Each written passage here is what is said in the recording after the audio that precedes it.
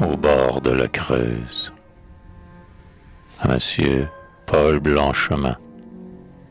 Oui, j'y songe souvent, ô mon lointain ami. Et quand autour de moi tout repose endormi, et que sur mes deux mains mon front lassé se penche, dans ces chers souvenirs mon cœur ému s'épanche. Sur le seuil du chalet au mur hospitalier, où j'avais découvert tant d'échos familiers, après avoir au front baisé vos petits anges, frais comme des lilas, gais comme des mésanges, et la voix attendrie échanger nos adieux avec celle qui fait vos jours si radieux. Nous quittâmes Berry, l'âme triste sans doute. Nous vîmes disparaître au détour de la route la tourelle cachée au milieu des massifs, et la main dans la main nous marchâmes pensifs, vous le fils, moi l'ami, vers la pieuse enceinte qui d'un noble et grand cœur garde la tombe sainte. Pourquoi dire ici ce qui gémit en nous lorsqu'ensemble on nous vit tomber à deux genoux sur le tertre funèbre où dort le doux poète, tandis que le clocher, rustique silhouette, mystérieux, jetait son ombre entre nous deux. Nos cœurs sentaient quelqu'un qui se rapprochait d'eux. Amis, ces moments-là, malgré les destinées, sacrent l'amitié mieux que de longues années. Ce saint devoir rempli, vers des pays nouveaux, nous partîmes, traînés par deux fringants chevaux. Quel horizon et quelle ineffable journée! Sur la plaine, d'azur et d'ambre illuminée, dans des bruines d'or, nos regards croyaient voir la verdure sourire et les rayons pleuvoir. Fraîche encore du baiser de l'aube matinale, la campagne brillait dans sa grâce automnale. Là, des bosquets touffus, des coteaux ondulés, que festonne la vigne ou que dort les blés. Plus loin, de grands bureaux à l'allure indolente, un filet d'eau qui fuit sous une arche branlante. Là-bas, un vieux château dégageant, au travers, de maigres peupliers et de châtaigniers verts, pignons à girouette ou poivrières grises, et puis des papillons voltigeant à la brise. Des buissons pleins d'oiseaux et de vagues rumeurs, des vents frais tout chargés d'arômes parfumeurs, dans l'écho le refrain d'une chanson lointaine. Et puis, mais à quoi bon? Ma mémoire est certaine, par ces détails oiseux ne pourrait que ternir ce qui sans doute est vif dans votre souvenir. Nous nous acheminions vers la source où la Creuse s'ouvre un lit murmurant dans sa vallée ombreuse. Soudain, comme un coursier qui se cabre et hennit, prisonnières heurtant leurs parois de granit, voici de Saint-Benoît les bruyantes cascades. Nous égarons nos pas sous les sombres arcades du vieux cloître en ruine où les bénédictins pâlirent autrefois sur les textes latins. Tombeaux, inscriptions par les siècles rongés, de mousse et de lierre ogives surchargées, pour restes mutilés de chapiteaux romans, tous ces trésors poudreux des anciens monuments. Nous interrogeons tout, fatiguant nos paupières à déchiffrer les mots de ces pages de pierre. Nous remarquons aussi quelques travaux romains. Puis, pour vous oublier, tristes débris humains, inclinés sur le bord du rocher qui surplombe, nous allons méditer au bruit de l'eau qui tombe. Quelqu'un nous avait dit, là-haut, sur ce sommet, au pied duquel, un ruisseau que le druide aimait, le portefeuille roule en chantant sous les saules. S'élève un vieux dolmen, reste des vieilles Gaules. Quelques instants après, vers le plateau lointain, où gît ce survivant de tout un monde éteint, enjambant les talus, sautant de roche en roche, effarouchant l'oiseau qui fuit à notre approche. Nous hâtons tous deux, prêtants, chemin faisant, notre oreille au récit du petit paysan, pieds nus et l'œil madré qui nous montre la route, et qui, d'un ton ravi, tout charmé qu'on l'écoute, et promenant sur nous ses regards ébahis, nous conte la légende étrange du pays. Cet étang, c'est la mare aux martes, sur ses pierres, tous les soirs, à minuit, les pâles lavandières, qui comptent les déranges des cuisants remords, viennent battre et laver le blanc linceul des morts. Des gens ont, disait-il, vu la pierre levée, des rondes, dans la nuit, descendre la cavée, allant je ne sais quel affreux rendez-vous. Lorsque l'enfant se tut, nous avions devant nous, énigme interrogée en vain par l'antiquaire, le dolmen, une masse énorme de calcaire, qui, sur 4 piliers informes suspendus, s'élève hors du sol de ce coteau perdu, comme un autel dressé pour quelque dieu farouche. Le colosse était là, verdi par une couche de mousse et de lichen, témoin morne et discret d'une époque dont nul ne connaît le secret. Ô sombre monument des âges druidiques, qui donc fait rejaillir de vos blocs fatidiques l'éclair mystérieux qui, depuis 3000 ans, invisible pour tous, couvre en vos rudes flancs. Nos 2 chevaux piaffaient au loin, sous une eau lumière, un chemin plat, uni, plein d'ombre et de lumière, au milieu de la plaine et sous un ciel doré, serpentait devant nous comme un ruban moiré. Presque un hasard, en vrais enfants de la bohème, de nous mîmes en route. Ah, quel riant poème que cette excursion à travers ce Berry, si gai, si verdoyant, si frais et si fleuri. Je crois m'y voir encore. Suspendant notre course, parfois nous faisons halte au bord de quelques sources, où, sous le dais touffu de quelque arbre songeur, nous rampons en riant le pain du voyageur. Nous recherchons sur tous les sites, les ruines, les murs démantelés penchés sur les ravines. Nous visitons aussi les campagnes et hameaux, avec les villageois échangeant quelques mots. Voici Saint-Sébastien et sa vaste tour ronde, puis Saint-Germain, qui fut lieu d'exil sous la fronde, au clocher, bourg coquet, murs noircis, vieux manoir, carrefour où se dresse une croix de bois noir, tout a laissé chez moi des souvenirs vivaces. Je n'oublierai jamais, près du château des Places, la jeune paysanne aux yeux bleus, nous contant, timide, la légende antique de l'étang. Le Seigneur me créant, rapace oiseau de proie, une femme qui fuit, une enfant qui se noie, un crime, un châtiment, et puis, que sais-je moi, sinon que nous pressions l'oreille avec émoi. Enfin le jour tombait, le soleil qui décline dorait de ton moins vif le flanc de la colline. Tout à coup, et jetant son ombre aux alentours, sur un roc formidable, un sombre amas de tours, de lourds donjons penchants, de croulantes murailles, comme un géant troué qui perdait ses entrailles, apparaît devant nous. C'est écrasant. Quel beau soir, ou plutôt quelle nuit nous passâmes à voir la ruine exhibée, immense au clair de lune, les flancs déchiquetés de sa carcasse brune et de reflets blafards vaguement inondés, profilés sur l'azur ses grands murs lézardés.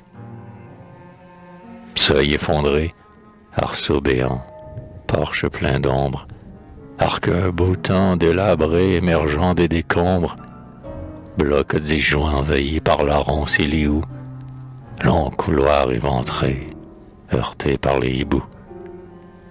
Pan épais perforé de spirales funèbres, souterrain où l'on voit des yeux dans les ténèbres, parapet chancelant qui semble s'accrocher aux arbres rabougris qui pendent du rocher, puissant rempart flanqué de bastions énormes, lourd amoncellement, écroulement difforme, tout dans ce fier débris, farouche majesté, où l'implacable main des âges a sculpté le tragique blason des vieux siècles gothiques, prenait à nos regards des formes fantastiques. Cela semblait, sous l'astre au rayon tremblotant, comme un spectre arrêté sur les confins du temps. Soudain, il nous sembla, caché dans la pénombre, voir s'animer au loin la forteresse sombre. Nous entendons grincer heurts ses ponts-levis, et les barons d'antan, de leurs archers suivis, bardés de fer, la lance au poing, panache en tête, noirs chevaucheurs sonnant leurs fanfares de fête, comme un vol de vautours qui des grands monts descend, féroces, altérés de pillage et de sang, vont rançonner les bourgs et battre la campagne. Leur fil se déroule au flanc de la montagne. Ils vont, et les hauts faits de ces rudes tueurs allument l'horizon de sinistres lueurs. Puis, sanglant et repu, lourds de butin, sauvages, harassés d'une nuit de meurtre et de ravages, essuyant leurs flamberges aux mousses du sentier, vers les murs sourcilleux de leur père altier, nous voyons remonter ces fondateurs de race, laissant fumer au loin des villes sur leurs traces. Et puis, suprême exploit de ces puissants larrons, que l'on nommait alors burgraves ou barons, nous croyons voir, et d'eux, au reflet des lanternes, des cadavres se tordre au gibet des poternes. Ô castel féodaux, jadis si plein de bruit, comme on aime à rêver, sous vos créneaux détruits. Ah, comme nous quittions l'antique citadelle, qui domine à la fois la Creuse et la Cédelle, que je vous montrais sur la grève, en aval, un vieux moulin tournant sa roue au fond du Val, vous, ému, par-dessus la béante crevasse, qui l'isole du roc où s'accule sa masse, sur l'escarpement noir, pour clore l'entretien, vous m'indiquiez du doigt l'humble clocher chrétien, qui, depuis 2000 ans, voit tomber en poussière les colosses de bronze et les babelles de pierre. Dans l'auberge du lieu, nous trouvant l'étroit, le curé nous avait recueillis sous son toit. Ce brave et bon abbé, cœur droit et sympathique, qui trouva le moyen de parler politique, les dogmes, sans jamais faire un retour mesquin, de vous chauds royalistes, à moi républicain. C'était le lendemain jour de grande assemblée. Le trot de nos chevaux sur la route sablée nous emporta bientôt vers d'autres horizons. Aux branches des taillis, au velours des gazons, la nuit à pleine main avait semé des perles. Sous la feuille sifflaient les pinsons et les merles, les tons sonnaient la charge autour des églantiers, et par fil, suivant le détour des sentiers, joyeux, et nous faisant un salut de la tête, des couples d'amoureux s'en allaient à la fête, ayant mis le matin leurs habits les plus beaux, et faisant sur le sol résonner leurs sabots. Désormais la campagne est plus accidentée. Quand nous avons gravi quelques longues montées, il nous faut redescendre au fond des ravins creux, côtoyant parfois d'âpres coteaux creux, d'où l'œil découvre au loin de vastes genevières. Nous saluons ici le manoir des Clavières, et nous apercevons Monceau de granit brun, ce rival de Crozant qu'on nomme Châteaubrun. La Creuse sous sa droite, un torrent sous sa gauche, un vieux bourg dresse au loin sa gigantesque ébauche, dont l'arête hardie, au ton couleur d'airain, découpe sur l'azur son profil souverain. Jamais ruine n'eut un aspect plus austère. Pour le mieux contempler, nous mettons pied à terre, et, comme j'en crayonne un informe croquis, vous, poète inspiré, dans un sonnet exquis, devant ce sombre acteur de plus d'un sombre drame, en admiration vous épanchez votre âme. Enfin, nous arrivons à ce recoin perdu de l'Indre qui nous montre, aspect inattendu, surgissant tout à coup des parois d'une gorge, un clocher qu'on voit poindre au milieu des champs d'orge. C'est le petit village aimé de George Sand. Gargiès, retraite obscure le passant, s'arrête ému devant 1000 anciennes reliques. Ici, c'est l'abbaye au mur mélancolique. Là, c'est d'un vieux château le tympan blasonné, qu'appuie une tourelle au front du couronné. Et enfin, c'est l'église, un bijou d'édifice, qui mêle dans son style élégant artifice, du gothique au roman, tout le charmant détail.